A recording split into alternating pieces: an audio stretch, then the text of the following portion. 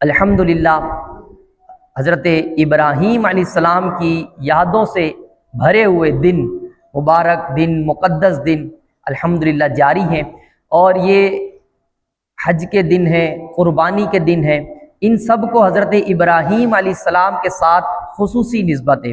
دیکھیں، کعبہ معظمہ ہو، مینا ہو، عرفات ہو، صفا و مروہ ہو، اور یہ ساری چیزیں حضرت ابراہیم علیہ السلام سے نسبت رکھتی ہیں۔ کعبہ معظمہ کو حضرت ابراہیم علیہ السلام نے تعمیر فرمایا، صفا مروہ کو حضرت ابراہیم علیہ السلام کی پیاری زوجہ محترمہ بی بی ہاجرہ رضی اللہ تعالی عنہا سے خصوصی نسبت ہے، اور جمرات جہاں پر حاجی شیطان کو کنکر مارتے ہیں، یہ بھی حضرت ابراہیم علیہ السلام کی سنت ہے۔ دیکھیں، قربانی جو ہے یہ بھی حضرت ابراہیم علیہ السلام کی سنت ہے۔ پیارے آقا مدینے والے مصطفیٰ صلی اللہ تعالی علیہ وآلہ وسلم نے ارشاد فرمایا، سنت ابیکم ابراہیم، یعنی قربانی تمہارے والد ابراہیم علیہ السلام کی سنت ہے۔ یعنی کہ ان مقدس اور مبارک دنوں کو حضرت ابراہیم علیہ السلام کی یادوں سے آپ سے خصوصی نسبت ہے۔ اسی لیے آج انشاءاللہ ہم حضرت ابراہیم علیہ السلام کی سیرت کے بارے میں جو قرآن پاک میں بیان ہوا وہ سننے کی سعادت حاصل کریں گے، اور اسی سے انشاءاللہ ہم آج کا سبق حاصل کریں گے۔ دیکھیں، میں نے جو آپ کے سامنے آیت مبارکہ تلاوت فرمائی، یہ 14ویں پارے کے اندر سورہ نحل کی آیت نمبر 120 ہے۔ اس مقام پر 3 آیات ہیں، ان تینوں آیات میں حضرت ابراہیم علیہ السلام کا ذکر خیر ہے۔ ارشاد ہوتا ہے، ان ابراہیم کان امۃ قانتا للہ حنیفا، بے شک ابراہیم تمام اچھی خصلتوں کے مالک یا ایک پیشوا ہیں، ولم یک من المشرکین، اور وہ مشرک نہ تھے، ہر باطل سے جدا تھے، حنیف تھے وہ، سبحان اللہ۔ تو یہ حضرت ابراہیم علیہ السلام کی خصوصی جو نا آپ کے اوصاف اور کمالات کا یہاں پر ذکر ہوا۔ پھر فرمایا شاکرا لانعمہ، فرمایا کہ اللہ کے احسانات پر شکر کرنے والے تھے۔ یہ 4 اوصاف حضرت ابراہیم علیہ السلام کے اس مقام پر بیان ہوئے۔ اس کے بعد ارشاد ہوا، اللہ پاک نے ارشاد فرمایا، اللہ نے اسے چن لیا اور اسے سیدھے راستے کی طرف ہدایت دی، اور ہم نے اسے دنیا میں بھلائی دی، اور بے شک وہ آخرت میں قرب والے بندوں میں سے ہوگا۔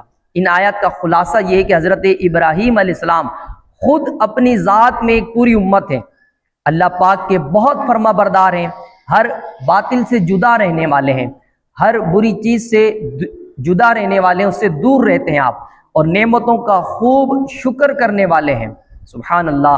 کیونکہ آپ ایسی اعلیٰ شانوں والے ہیں تو اللہ پاک نے آپ کو چن لیا، اپنا مقرب اور برگزیدہ بندہ بنایا، سیدھے رستے کا نشان اور حق کا معیار بنایا، دنیا میں آپ کو بھلائیاں عطا فرمائی، اور آخرت میں نیکوں اور بلند شانوں والوں میں آپ کو کر دیا گیا، سبحان اللہ۔ حضرت ابراہیم علیہ السلام کے ان 4 اوصاف جو ارشاد فرمائے گئے، آج ہم انہی 4 اوصاف کو سمجھنے اور ان سے سبق حاصل کرنے کی کوشش کریں گے۔ پہلا وصف جو آپ کا بیان ہوا، ان ابراہیم کان امہ، بے شک ابراہیم تمام اچھی خصلتوں کے مالک ہیں۔ یہ بڑا کمال کا وصف ہے نا، حضرت ابراہیم علیہ السلام کے لیے یہاں پر لفظ امہ یعنی امت جو نا آپ کے لیے ارشاد ہوا۔ حالانکہ اگر ہم یوں دیکھیں، لغت کے حساب سے دیکھیں تو لفظ امت یہ ایک فرد پہ نہیں بولا جا سکتا، بھئی میں ایک فرد ہوں، حضور نبی پاک صلی اللہ علیہ وسلم کی امت میں سے ہوں، امتی ہوں، میں اکیلا امت نہیں ہوں۔ لیکن اگر کسی ایک شخص پر صرف ایک لفظ امت کا جو ہے نا وہ اس پہ انتخاب کیا جائے تو فرمایا کہ یہ کیسے درست ہو سکتا ہے۔ اب سنیے، یہ لفظ امت زیادہ افراد پر کیسے زیادہ افراد پر تو بولا جاتا ہے، لیکن ایک فرد پر کیسے بولا جاتا ہے؟ تو حضرت ابراہیم علیہ السلام کو امت کیوں کہا گیا؟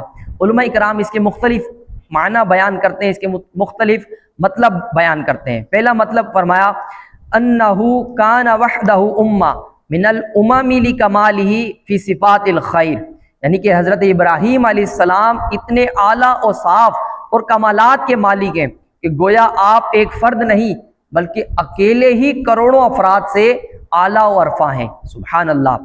دیکھیں، ہر شخص کے اندر ہر خوبی موجود ہو ایسا نہیں ہو سکتا۔ ایسا نہیں ہو سکتا کہ ایک ہی شخص کو اس کے اندر ہزار ہا خوبیاں ہوں، ایسا بہت کم ہوتا ہے۔ کوئی شخص ہوتا ہے اس کے پاس علم ہوتا ہے لیکن اس کے پاس عبادت کا ذوق نہیں ہوتا، کسی کو عبادت کا ذوق ملتا ہے تو اس کے پاس علم نہیں ہوتا، کسی کو ہمدردی عطا کی جاتی تو اس کو لوگوں سے ملنے کا ڈھنگ نہیں آتا، کسی کو لوگوں سے ملنے کا ڈھنگ آتا ہے تو اس کے اندر وہ ہمدردی نہیں ہوتی۔ اسی طرح کوئی کاروبار اچھا کر سکتا ہے لیکن اس کی زبان اچھی نہیں ہے، کوئی اچھے کمالات اپنے اندر رکھتا ہے لیکن کوئی نہ کوئی اس کے اندر ایسی خامی، کوئی کمی اس کے اندر رہ جاتی ہے۔ لیکن کوئی شخص ایسا ہو جو اکیلا ہی لاکھوں خوبیاں اس کے اندر جمع ہو گئی ہوں، اس کے اندر لاکھوں خوبیوں کا وہ اکیلا مالک ہو، تو اس کے لیے کہہ سکتے ہیں کہ یہ اکیلا ہی لاکھوں کے برابر ہے، یہ اکیلا بندہ لاکھوں کے برابر ہے۔ اسی طرح حضرت ابراہیم علیہ السلام کو ہم دیکھتے ہیں، آپ کی شان و عظمت کی طرف ہم نظر کرتے ہیں تو کیونکہ آپ اکیلے ہی لاکھوں خوبیوں کے مالک ہیں، آپ کا علم کامل و اکمل ہے، آپ کی عبادت اور ریاضت اس میں بھی آپ کامل و اکمل ہیں، حلم آپ کا بے مثال ہے، اللہ پاک کی محبت آپ کی بے مثال ہے، اطاعت و فرما برداری میں آپ کی مثال کوئی نہیں ملتی، یوں لاکھوں خوبیاں آپ کے اندر جمع ہو گئی۔ اسی لیے ارشاد فرمایا اِنَّ ابراہیم کان امہ، کہ ابراہیم تمام اچھی خصلتوں کے مالک ہیں۔ یہاں سے ہمیں یہ سبق ملتا ہے کہ ہمیں ہر طرح کی خوبیاں اپنے اندر اجاگر کرنی چاہیے۔